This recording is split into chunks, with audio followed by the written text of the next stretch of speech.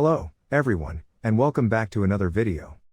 Today, we're going to walk you through the simple steps of downloading and installing Google Chrome on your laptop or computer. If you've been using a different browser and want to make the switch, or if you're setting up a new device, this video is for you. So, let's dive right in.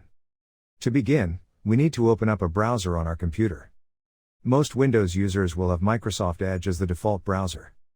To open it, click on the Windows Start button, and then type Edge on your keyboard. Select Microsoft Edge. You can also open it from desktop. Once the browser is open, head up to the top web address bar and type google.com. This will take you to the Google homepage. Now, in the Google search bar, type Google Chrome. The first link that appears is the official Google Chrome page. Click on it to proceed. Now that you're on the official Google Chrome page, look for the Download Chrome button.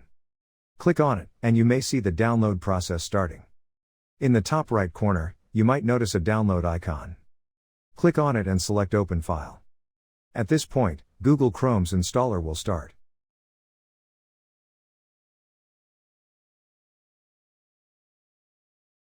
Give it a moment or two to complete the installation process. You'll see progress on the screen, and once it's done, Google Chrome may open automatically.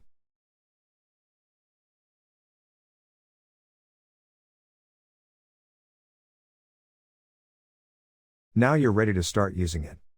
And there you have it. That's how you easily download and install Google Chrome on your laptop or computer. If you found this tutorial helpful, don't forget to give it a thumbs up.